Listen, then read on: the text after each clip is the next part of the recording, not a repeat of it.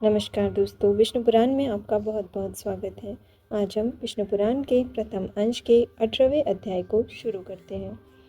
प्रहलाद को मारने के लिए विष, शस्त्र और अग्नि आदि का प्रयोग एवं प्रहलाद कृत भगवत स्तुति। श्री पराशर जी बोले, उनकी ऐसी चेष्टा देख दैत्यों ने दैत्यराज हिरण्यकशिपु से डरकर उससे सारा वृतांत कह सुनाया और उसने भी तुरंत अपने रसोइयों को बुलाकर कहा। हिरण्यकशिपु बोला, अरे सूतगण, मेरा यह दुष्ट और दुर्मति पुत्र औरों को भी कुमार्ग का उपदेश देता है, अतः तुम शीघ्र ही इसे मार डालो। तुम उसे उसके बिना जाने समस्त खाद्य पदार्थों में हलाहल विष मिलाकर दो और किसी प्रकार का सोच विचार न कर उस पापी को मार डालो। श्री पराशर जी बोले, तब उन रसोइयों ने महात्मा प्रहलाद को जैसे ही उनके पिता ने आज्ञा दी थी उसी के अनुसार विष दे दिया। हे मैत्रेय, तब वे उस घोर हलाहल विष को भगवान नाम के उच्चारण से अभिमंत्रित कर अन्न के साथ खा गए तथा भगवान नाम के प्रभाव से निस्तेज हुए उस विष को खाकर उसे बिना किसी विकार के पचाकर स्वस्थ चित्त से स्थित रहे। उस महान विष को पचा हुआ देख रसोइयों ने भय से व्याकुल हो हिरण्यकशिपु के पास जा उसे प्रणाम करके कहा। सूतगण बोले, हे दैत्यराज, हमने आपकी आज्ञा से अत्यंत तीक्ष्ण विष दिया था, तथापि आपके पुत्र प्रहलाद ने उसे अन्न के साथ पचा लिया। हिरण्यकशिपु बोला, हे पुरोहितगण, शीघ्रता करो, शीघ्रता करो, उसे नष्ट करने के लिए अब कृत्या उत्पन्न करो और देरी न करो। श्री पराशर जी बोले, तब पुरोहितों ने अति विनीत प्रहलाद से उसके पास जाकर शांतिपूर्वक कहा। पुरोहित बोले, हे आयुष्मान, तुम त्रिलोकी में विख्यात ब्रह्मा जी के कुल में उत्पन्न हुए हो और दैत्यराज हिरण्यकशिपु के पुत्र हो। तुम्हें देवता, अनंत और भी किसी से क्या प्रयोजन है? तुम्हारे पिता तुम्हारे तथा संपूर्ण लोकों के आश्रय हैं और तुम भी ऐसे ही होगे। इसलिए तुम यह विपक्ष की स्तुति करना छोड़ दो। तुम्हारे पिता सब प्रकार प्रशंसनीय हैं और वे ही समस्त गुरुओं में परम गुरु है। प्रहलाद जी बोले, हे महाभागगण, यह ठीक ही है। इस संपूर्ण त्रिलोकी में भगवान मरीचि का यह महान कुल अवश्य ही प्रशंसनीय है, इसमें कोई कुछ भी अन्यथा नहीं कह सकता। और मेरे पिताजी भी संपूर्ण जगत में बहुत बड़े पराक्रमी हैं, यह भी मैं जानता हूँ। यह बात भी बिल्कुल ठीक है, अन्यथा नहीं। और आपने जो कहा कि समस्त गुरुओं में पिता ही परम गुरु है, इसमें भी मुझे लेश मात्र संदेह नहीं है। पिताजी परम गुरु है और प्रयत्न पूर्वक पूजनीय है, इसमें कोई संदेह नहीं। और मेरे चित्त में भी यही विचार स्थित है कि मैं उनका कोई अपराध नहीं करूँगा। किंतु आपने जो यह कहा कि तुझे अनंत से क्या प्रयोजन है, सो ऐसी बात को भला कौन न्यायोचित कह सकता है? आपका यह कथन किसी भी तरह ठीक नहीं है। ऐसा कहकर वे उनका गौरव रखने के लिए चुप हो गए और फिर हंसकर कहने लगे, तुझे अनंत से क्या प्रयोजन है? इस विचार को धन्यवाद है। हे मेरे गुरुगण, आप कहते हैं कि तुझे अनंत से क्या प्रयोजन है। धन्यवाद है आपके इस विचार को। अच्छा, यदि आपको बुरा न लगे तो मुझे अनंत से जो प्रयोजन है सो सुनिए। धर्म, अर्थ, काम और मोक्ष, ये 4 पुरुषार्थ कहे जाते हैं। ये चारों ही जिनसे सिद्ध होते हैं, उनसे क्या प्रयोजन? आपके इस कथन को क्या कहा जाए? उस अनंत से ही दक्ष और मरीचि आदि तथा अन्यान्य ऋषीश्वरों को धर्म, किन्हीं अन्य मुनीश्वरों को अर्थ एवं अन्य किन्हीं को काम की प्राप्ति हुई है।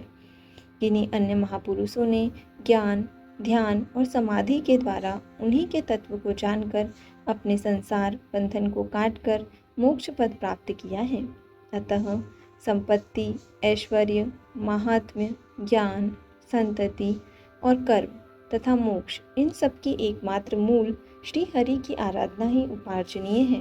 द्विजगण, इस प्रकार जिनके अर्थ, धर्म, काम और मोक्ष, ये चारों ही फल प्राप्त होते हैं, उनके लिए भी आप ऐसा क्यों कहते हैं कि अनंत से तुझे क्या प्रयोजन है और बहुत कहने से क्या लाभ? आप लोग तो मेरे गुरु हैं, उचित अनुचित सभी कुछ कह सकते हैं और मुझे तो विचार भी बहुत ही कम है। इस विषय में अधिक क्या कहा जाए? सबके अंतःकरणों में स्थित एकमात्र वे ही संसार के स्वामी तथा उसके रचयिता, पालक और संहारक है। वे ही भोक्ता और भोज्य तथा वे ही एकमात्र जगदीश्वर है। हे गुरुगण, मैंने बाल्य भाव से यदि कुछ अनुचित कहा हो तो आप क्षमा करें।